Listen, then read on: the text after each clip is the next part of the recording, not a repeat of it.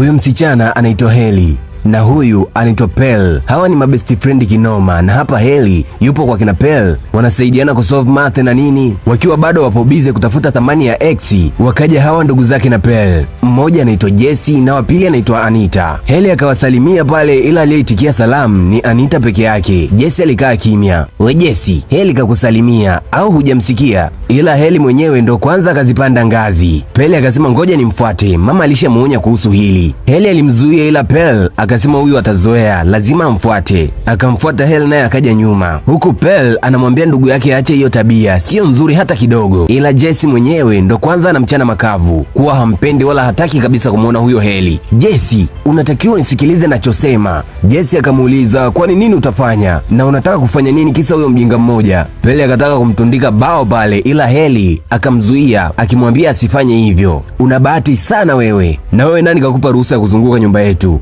Unakuja mpaka huku tulipo. Nisikilize, wewe si chochote humu ndani, bali mgeni tu, na wageni siku zote uwaga wanaishia sitting room kule.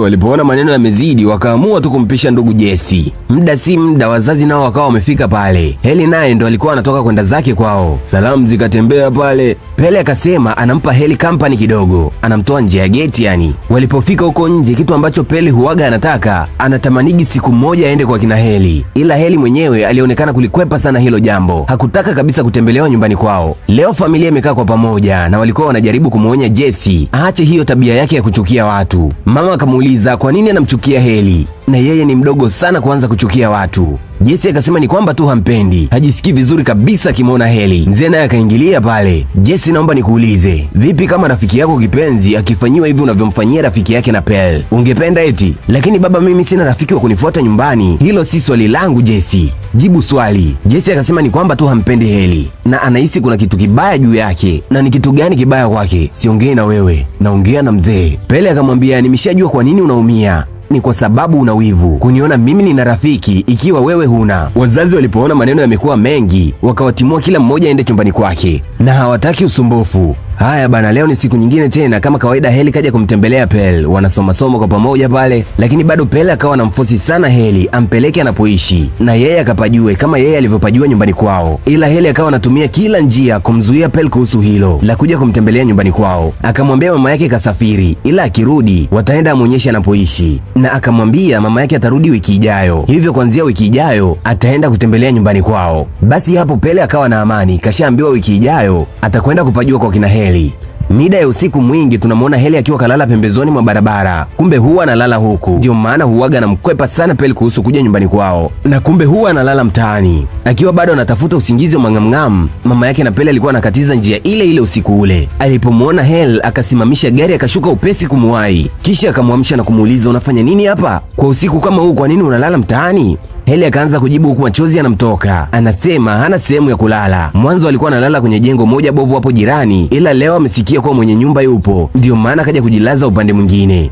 Mama kusikia hivyo hakutaka hata kusikia zaidi. Anajua huyu ni rafiki wa binti yake. Akampandisha kwenye gari, safari ianze kuelekea nyumbani. Wakafika mpaka nyumbani. Pearl akampokea mama yake pale, lakini akashangaa kumuona Pearl tena kwa muda mbaya hivi wa usiku. Akamuuliza nini kimemleta nyumbani saa hizi. Mama akamwambia mpeleke chumbani kwako, mpe maji ya kuoga na uhakikishe amekula.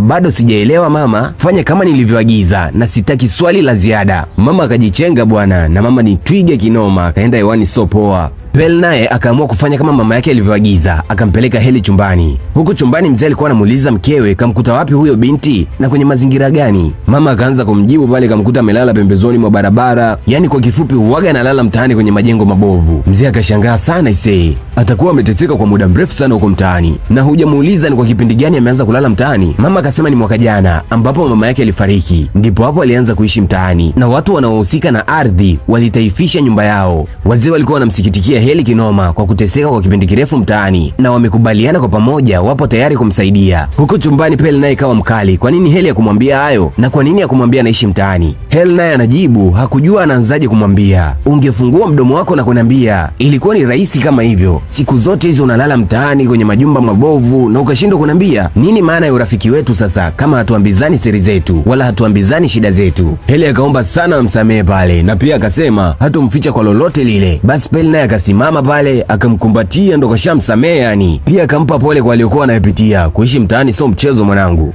Asubuhi sasa kumekucha, wameamka huko Jesse na Anita, na ukumbuke Jesse huwaga ampendi Heli hata kidogo. Wakashangaa kumuona Heli kajiachia kwenye kochi. Mzee akawaambia, najua mtakuwa mnastaajabu sana kumuona Heli hapa nyumbani. Kuna mambo nyuma ya pazia kuhusu yeye ambayo ametufanya mimi na mama yenu tumeamua Heli atakuwa anaishi pamoja na sisi hapa nyumbani. Kwa Peli ni kicheko, ila kwa Jesse kwanza bado hajaamini, anaona kama ni utani vile. Akamuita mama yake. Mama akafika kumsikiliza. Eti mama, baba kasema Heli ataishi pamoja na sisi hapa. Ni ya kweli hayo au ni utani?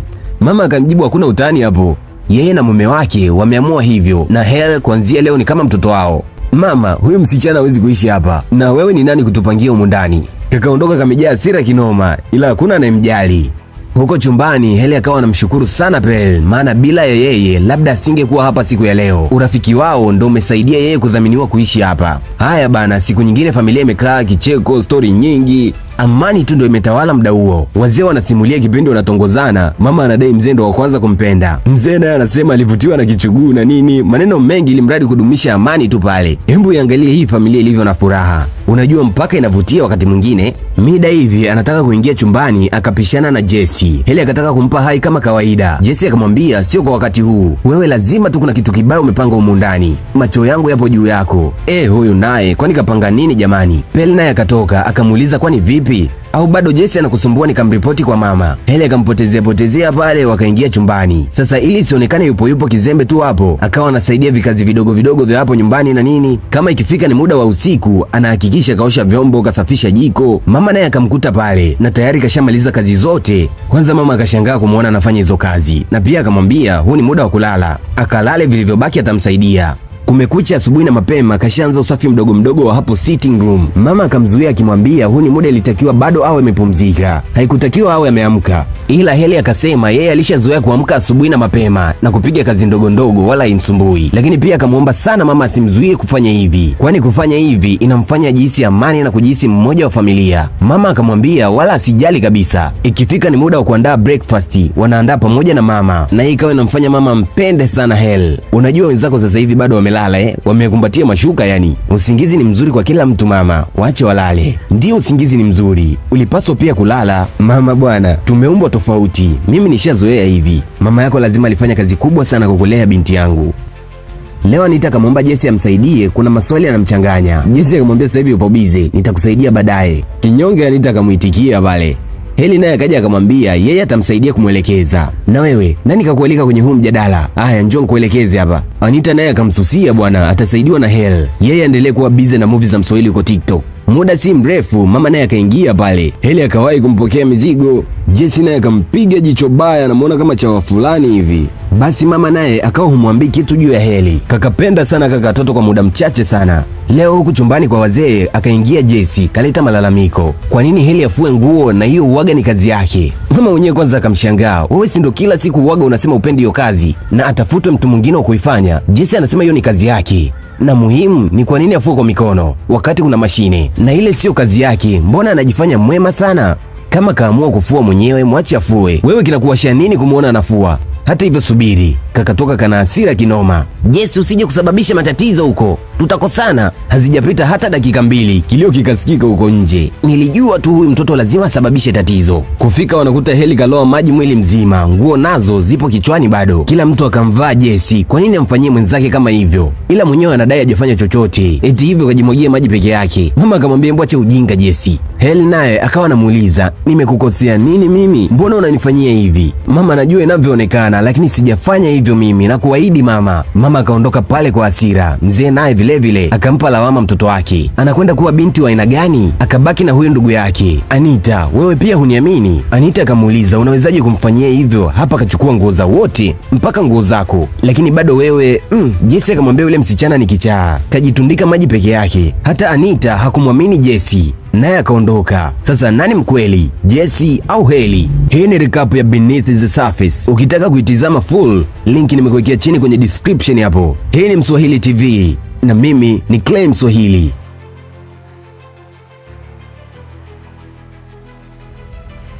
Heli alienda jifungia chumbani, anaona kabisa hapa anaonewa. Wakambembeleza sana. Mama akasema atahakikisha Jesse anamwomba msamaha na pia atahakikisha analipa kwa aliyoyafanya.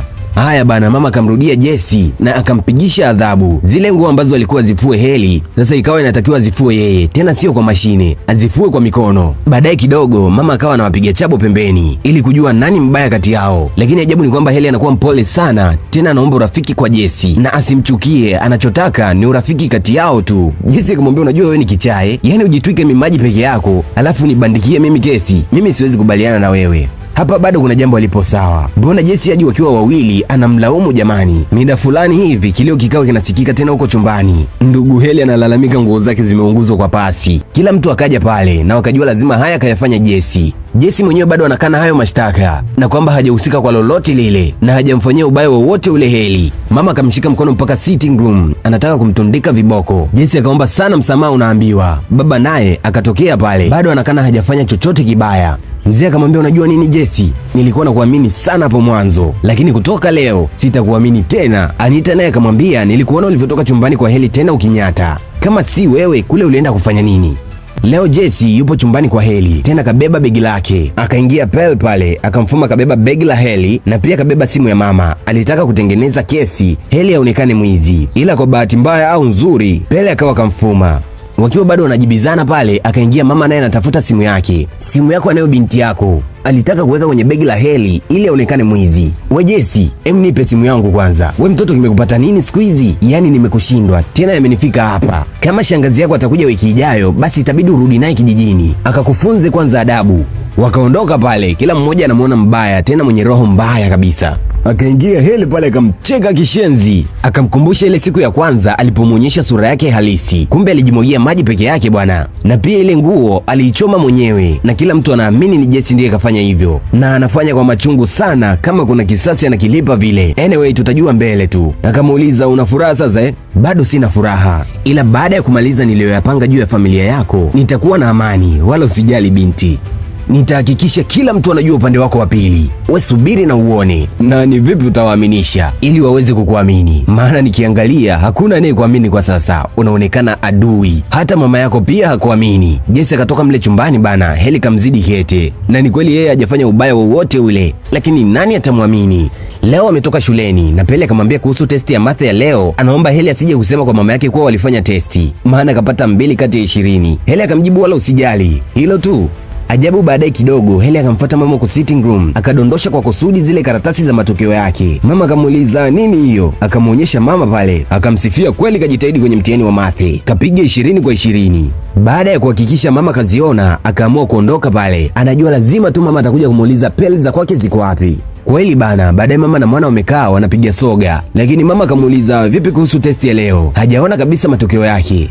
Mama bwana, walimu bado hawajaturejeshea mitihani yetu. Na kwa nini? Sijajua kwa nini, ila madarasa mengine tayari walipewa, labda tusubiri kesho. Hivi uliniambia upo darasa moja na Heli? Ndiyo mama, tupo darasa moja. Na imekuwaje yeye apewe wewe ukose? Pele akauliza, Heli huyu kakuonyesha matokeo yake? Mama akasema ndiyo. Na tangu lini umeanza kuficha mitihani yako Pel? Aibu ikamjaa Pel pale, mama akajua tu lazima huyu huko kayavuruga, sio bure. Akamfuata Heli huko chumbani, akawa anamlaumu kwa nini kamwonyesha mama testi, na walikubaliana hatomwonyesha. Akaanza kusema mara ilianguka kwa bahati mbaya, mama akaiona akashindwa kumzuia pale. Uongo mtupu, alimwonyesha mama kwa kusudi kabisa, ila akamwomba amsamehe sana, haikuwa makosa yake. Basi bana, Pele akamsamehe, wakawa wamesameheana pale. Leo wakawa wametoka kidogo nje ya nyumba, wakakutana na huyo dogo anaitwa Timothy. Heli anasema huyo ni rafiki yake na walikuwa wanasaidiana kipindi anaishi mtaani, na pia akasema kuna kitabu chake kasahau shuleni, amsubiri hapo atarudi. Akamwacha akiwa na huyo kijana ambaye alijitambulisha kama Timothy. Pele akawa anamwangalia huyo Timothy, sijui ni kama anamuogopa vile. Mama naye alikuwa anakatiza kwa gari eneo hili, akashangaa kumuona huyo tangulini kaanza kutoka na vijana. Akamuita akamuuliza, akaanza kujitetea pale, anamsubiri Heli karudie kitabu chake shuleni. Mama akamwambia ingie ndani ya gari, Heli akija akimkosa hapo atajua lazima kaenda nyumbani. Ajabu, wanafika nyumbani wanamkuta Heli yupo busy anasoma, na Pele alisema anamsubiri Heli. Pele, uliniambia unamsubiri Heli eti? Pele akasema ndiyo. Heli naye akaanza kusema mara nilisahau, niliona shortcut nikajikuta nimekuja home. Mama akampiga jicho Pele, huyo mtoto huyu, kwa hiyo ulisahau na kusubiri? Kiukweli kabisa nilisahau. Mama akaondoka pale. Unawezaje kusema ulisahau? Nilisahau Pele, ila muda huo nilipofika nilikumbuka nikataka kukurudia. Pele hakuelewa wala hakuendelea kujaji maskini, ila Heli kuna kitu anakitengeneza. Ilipofika jioni, akamfuata akamwomba simu yake, kuna mtu ampigie mara moja, yule Timothy rafiki yake. Pearl kweli akampa, akaandika namba, akapiga pale. Baada ya kusalimiana pale, akadai Timothy anataka kumpa hai Pearl. Pearl kama aligoma hivi, ila akamwambia ni hai tu, wala haitokuumiza popote. Akampa simu pale, akamwambia nipe dakika moja, narudi, usikate simu. Angalia hili alivyokuwa nyoka. Akamfuata mama huku chini, kanuna kama kuna kitu anataka kufunguka hivi. Mama akamuuliza una shida gani? Mama, unajua nikikwambia nitakuwa na msaliti rafiki yangu na tulikubaliana sitomsaliti. Ni salama binti yangu, wewe niambie shida nini? Unakumbuka ile siku umemkuta Pele nje na kijana, nikasema nilisahau kumrudia. Kiukweli mimi sikutoka nyumbani wala sikwenda popote pale, ila aliomba anakwenda kuonana na boyfriend wake. Mama, hilo likawa gumu kumeza. Unasema binti yangu ana boyfriend? Ndiyo mama, na wanaongea kila siku, na hata muda huu wapo wanaongea. Sasa hivi wanaongea? Ngoja nisubiri hapa dakika moja. Mama akazipanda ngazi kwa hasira. Hele anajifanya kama elewi, ila ndo kasuka mpango mzima. Lakini kwa nini afanye ubaya hadi kwa rafiki yake kipenzi jamani? Mama akafika kajaa sumu kinoma. Unaongea na nani usiku wote huu? Akaikwapua simu pale, kama ukapiga tena hii namba nitakutafuta na nitafanya kitu kibaya juu yako. Akamrudia Pearl, badala ya kukaa na kusoma upo bize kuongea na wanaume kwenye simu. Mama, lakini nini? Ni Heli. Funga, unataka kujitetea na nini hapa? Nisikilize, nimefanya kwa kadiri ya uwezo wangu kuwalea. Kama ukipata mimba ni sawa, lakini utahama hapa nyumbani ukatafute sehemu ya kuishi na huyo mjinga mwenzio. Mama akaondoka kule chumbani. Heli naye ndo anajifanya kuingia muda huo. Pearl akamuuliza umefanya nini sasa? Na umeridhika baada ya kufanya ulichofanya? Nimefanya nini kwani? Acha kujifanya kama uelewi na hujui kinachoendelea. Wewe si ndio umenipa simu niongee na huyo Timothy na ukaenda kumuita mama yangu? Hapana, sijafanya hivyo. Yaani mama yangu hajawahi kuingia kwenye hichi chumba mida ya usiku, lakini baada ya wewe kunipa simu ukarudi chini kumwambia, ndipo hapo alipoingia. Unajua nini? Hata ile siku ukusahau kitabu. Ulifanya vile mama nikute na huyu kijana, unaidai ni rafiki yako. Na kingine, hata ile siku ya testi haikudondoka kwa bahati mbaya tu, bali wewe ndiye uliyemwonyesha mama ili nionekane mwongo. Muda huo ile anajitetea tu, hajui lolote lile. Hata Pele akaanza kuona ndugu yake alikuwa sahihi juu ya Hel. Huyo msichana ni kichaa, akamwahidi tu atahakikisha anatoka humo ndani, naye akaondoka pale, kwani Hel anajali hilo. Basi anaaminika na wazazi kinoma na wanampenda so poa, alafu kama kachawi vile. Akatoka kaenda kaa sitting room. Aliposikia mama anakuja, akajilaza kwenye kochi, tena akajikunja. Mama akamuuliza, Heli, kwa nini unalala hapa? Nenda chumbani ulale. Akadai eti Pele kamfukuza chumbani kwake baada ya kutoboa siri yake, na eti anastahili hayo, hakutakiwa kuvunja siri ya rafiki yake. Yaani anajifanya mwema kweli, lakini ndo kachawi kenyewe. Mama akamchukua mpaka chumbani, akaanza kumfokea Pele pale. Pele naye akawa anayapokea hayo yote, lakini kashajua Heli si mtu mzuri hapo nyumbani. Siku nyingine tena wazazi wapo wanamuonya Pele kuhusu kuanza kuwa na mahusiano katika umri mdogo, lakini Pele anadai hajaanza hayo mambo. Mara ghafla simu ikaita. Mama akaichukua chini ya mto pale, na hii simu si aliificha chumbani kwake. Akawa anashangaa imefikaje huku. Pele hata hajui cha kujibu maskini, maana hilo janga jingine tayari. Anasema hajaichukua simu na hajui imefikaje hapo. Mama anamuona mwanae kama kaongo vile, kama ukwenda kuichukua imefikaje chumbani kwako? Akasema itakuwa ni Heli tu kaiweka. Mama akataka kumpiga, ila mzee akaingilia pale akamtetea kidogo. Mama akaondoka pale, akabaki na baba. Baba, niamini sijafanya yote hayo. Nyamaza Pearl, wewe ni mdogo sana kujichanganya kwenye mambo ya mahusiano sasa hivi. Huyo Timothy atakuchezea tu na baadaye kukuacha. Fungua ubongo wako ufikirie. Maskini Pearl, hata huyo Timothy mwenyewe hamjui vizuri, ndo kashakuwa boyfriend wake eti. Leo mama akiwa na drive akapokea simu ya principal, na katika maongezi yao inaonekana kama kuna kesi kubwa sana inayomkabili mmoja wa mabinti zake. Akasema yupo barabarani anakuja huko shuleni. Akaikata simu pale, barabara nzima akawa anaongea mwenyewe. Yaani inawezekanaje hayo?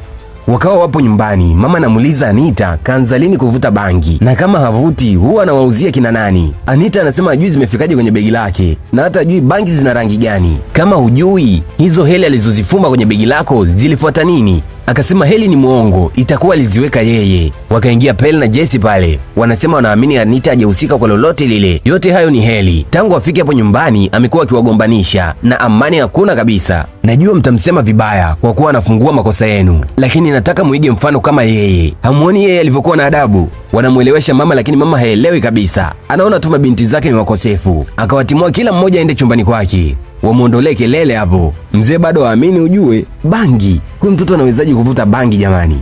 Mida ya usiku mwingi, mama alikuwa yupo bize na Heli, akimpa sifa zake, ni mtoto mzuri, mchapakazi, mwadilifu na nini. Anatamani angekuwa binti yake, au anatamani mabinti zake wangekuwa kama yeye, maana mabinti zake kwa sasa hivi wameharibikiwa. Mmoja muongo, wa pili anahangaika na wanaume, watatu kashaanza mambo ya bangi. Mama angejua tu akanika nafiki hapo nyumbani kwake, na ndo kanoko kusababisha matatizo yote, wala asingemsifia. Upande wa chumbani yupo Pearl, Anita na Jesse. Wanakabembeleza ka Anita tu, maana wanajua hajahusika kwa lolote. Wenyewe si tayari walishakutana na timbwili la Heli, hivyo wanamjua vizuri. Wakapanga wamtege Heli, akianza kuongea ujinga wake, basi wao wawe pembeni wanamrekodi, kisha wamwonyeshe mama. Kweli bana, Anita akatoka akamfuata Heli, akamuuliza kwa nini alimfanyia vile. Akamuuliza, nimekufanyia nini kwani? Usifanye kama ujui. Zile bangi si wewe uliyeweka kwenye begi langu? Heli akamwambia, sijui hata unachosema, na kama una mawazo mengi sana unaweza kuongea na mimi. Jisikie huru kuongea na mimi ni kama ndugu yako tu. Hapo wakawa wamemkosa bwana, sijui aliwasikia wakati wanapanga hayo. Wakashuka chini na simu yao, vichwa vinawauma, kila kona umezidiwa na Heli. Usiku kama kawaida, kuna kitu anataka kuunda, kajitega kwenye ngazi hapo analia. Mama akamkuta pale, akamuuliza, nini kimekupata? Mama, nikikwambia utoniamini. Hapana, we niambie tu binti yangu, na kusikiliza kwa lolote lile, na kuahidi nitakuamini. Akaanza kusema ni kuhusu mzee mwenye nyumba. Mama akashangaa, mume wake kafanya nini kwani? Anasema usiku uliopita mzee alimbaka na alimuita kwenye chumba cha wageni. Kitu cha mwisho alichokiona ni mlango wa kibamizo kwa kasi, na baada ya hapo mzee akaanza shughuli. Mama akamkumbatia kwa machungu kama anamuelewa anachosema vile. Asubuhi akamfuata na mzee, kuna kitu anataka kumwambia, lakini akawa anasema anahisi alitokuwa ni jambo zuri. Mzee akamwambia, wewe sema tu, nini kimekupata? Anadai kamsikia mama akiongea na simu, na alikuwa anaongea na mwanaume mwingine. Yaani kwa kifupi, mama anamsaliti na ana mwanaume mwingine ambaye huwa wanaongea, na kwa mara ya mwisho wamepanga kumchukulia kila kitu mzee. Ila naomba mama asijue kama nimekwambia, please. Mzee akamnyanyua, yaani mke wangu ananisaliti? Muda wa kula wazee wamekunja nyuso so poa, hawataki kuamini kinachoendelea. Kwanza mzee akashindwa kuendelea kula pale, akasepa. Peli naye akaamua kuondoka. Hii nyumba hapo mwanzo ilikuwa na furahi sio kifani, lakini baada ya huyu Heli kuingia, nyumba imeingia dosari na kumekuwa na mvurugano kwa kila kona. Heli akamfuata Pel. Wazazi wangu wanagombana na wana ugomvi mkubwa sana, nina uhakika unahusika kwa hili. Ya, ni kweli nahusika, lakini bado sijamaliza mpaka nitakapohakikisha naivuruga kabisa familia yenu. Lakini kwa nini fanye hivyo? Tulikuwa wema kwako, hata wazazi wangu walikuwa wema. Akamwambia, kama unataka kwenda kuwaambia, we nenda tu, lakini hakuna anayekuamini, hata mama yako pia hakuamini. Oh, kweli hatumwamini eh? Mama na baba wakaingia pale na wamesikia kila kitu. Mmesikia kila kitu? Ndio, tumesikia vizuri kila kitu, lakini niliona uliona tuna ugomvi sio? Wewe ni mtoto mdogo sana na mwenye mawazo madogo, kwa hiyo kwa kitu kama kile ukahisi tutagombana yani eh? Kumbe kitambo tu mzee alishaanza kumshtukia Heli na akamwambia mke wake huenda ikawa mabinti zao hapo salama na hawana ubaya wowote ule. Mbona kwa kipindi chote tangu wanakuwa hawakuwa na shida, ila alipokuja Heli kila kitu kilibadilika na amani ilitoweka. Baada ya kulijua hilo ndipo walipoanza kumfuatilia taratibu, na ile siku aliposema kabako na mzee, mama alikwenda kumuuliza mumewe, na muda mchache baadaye akasema mama anamchiti mzee. Ndipo akajifanya kama amani imetoweka kabisa hapo nyumbani ili iwe rahisi kumnasa mtegoni, na kweli Heli kanasa. Wakawa wanamuuliza tu kwa nini afanye hayo yote. Walimchukua mtaani wakamfanya kama mtoto wao. Kwa kipindi chote hicho kipo alichokosea? Anauliza kwa nini? Yaani hata ningerudi nyuma ya wakati nisingerekebisha niliyoyafanya, badala yake ningefanya vizuri zaidi kwa vuruga. Unajua ni kwa nini nafanya hayo yote? Kwa ajili ya huyu mzee Agnes Obasi, unamkumbuka eh? Hapo mzee sura ikamshuka. Nini kinaendelea? Bado sielewi. Usijali, nitakuelekeza hayo yote, najua hawezi kukueleza. Akaanza kufunguka pale miaka kadhaa nyuma. Huyu mzee alimtelekeza mama yake baada ya kugundua ni mjamzito juu yake. Mama yake aliteseka sana kwa kipindi kirefu kumlea yeye peke yake mpaka hapo alipofikia. Na siku moja mama yake alipokuja kumchukua shuleni, alimuona huyu mzee, naye alikuwa kaja kuwachukua mabinti zake. Hiyo ndo siku pekee alimuona mama yake akiwa na machungu kwenye maisha yake, na siku mbili baadaye mama yake alifariki, na akatoa ahadi lazima atakuja kuivuruga hii familia. Ndipo hapo alipoanza urafiki na Pearl, na siku moja akajitega barabarani. Huyu mama akamuona na kumkaribisha nyumbani kama mtoto wao. Kwa hiyo kumbe ukuwa unaishi mtaani? Yaani kweli sikuwa nalala wala sikuwa naishi mtaani. Kwa ule usiku ilikuwa ni plani. Hata hivyo bado sijamalizana na nyinyi. Kisha akaondoka pale. Hii story ilimpiga kila mtu usoni, hata kwa kina Jesse, Anita na Pearl. Hii story iliwaumiza na wakawa wanajisemea peke yao, hata ingekuwa ni wao wangefanya hivyo hivyo kama alivyofanya Heli. Wazazi wakawa wanawasikia pale. Mzee kwanza akaja kuomba mabinti zake msamaha na akasema yeye ni binadamu, kuna wakati aliteleza. Pia akamtafuta Heli anapoishi, akaja kumwomba radhi na yupo tayari kuishi naye na kumlea kwa lolote lile. Anaomba samani. We mzee, samani yako itasaidia nini sasa hivi eti? Yaani hata baada ya kupata pesa hukurudi kuitafuta familia yako ya mwanzo na wala hukutaka kufikiria kuhusu hilo, na sasa hivi unaomba samani. Niambie, samani yako itamrudisha mama? Heli ana machungu kinoma, akawa anaongea huku analia, tena hataki kumsamehe kabisa baba yake. Huyo mama naye akaingilia kati pale, akawa anamuomba Heli amsamehe baba yake na yeye yupo tayari kuwa mama yake wa hiari. Heli anasema nyie amuelewi lolote lile. Mama akasema ni kweli haelewi, lakini hata ingekuwa yeye angefanya kama alivyofanya yeye, lakini kwa wakati huu wanaomba msamaha wote kwa pamoja na anaomba nafasi ya yeye kuwa mama yake. Heli akamwambia, wewe ni mtu mzuri sana na ulinilea vema, sikustahili kufanya yale niliyokufanyia, lakini kisasi kilinifanya nifanye hivyo. Heli naye akaomba huyu mama amsamehe. Ni kweli huyu mama ana roho mbaya, ana roho nyeupe kabisa kweli bana. Wakasameheana pale, wakaamua kuyaacha iliyopita yabaki kama story tu. Siku chache baadaye familia imerudi tena kwenye upendo wa mwanzo, tena akiwa kaongezeka Heli, ila aliwachezesha sebeni humo ndani sio poa. Nyewe wazee mwege makini sana na watoto mnaowatelekeza mtaani, yatakuja kuwakuta siku moja. Bana, hii recap ya Beneath the Surface inaishia hapo, ila na imani umejifunza mengi na mimi naifunga kurasa kuanzia hapo. Niandikie maoni yako, umeonaje huu nyama?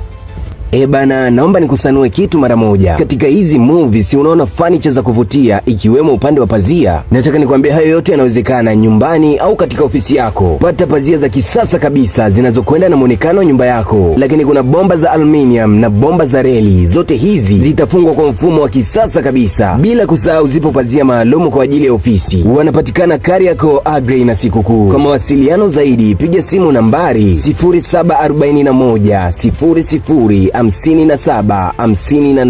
au tembelea kurasa zao za Instagram @Pazia Empire Kariakoo. Hii ni Mswahili TV na mimi ni Clay Mswahili. Mashabiki tuko tayari. Swahili TV, sehemu yetu ya furaha. Asante Clay kwa kazi yako ya ajabu. Clay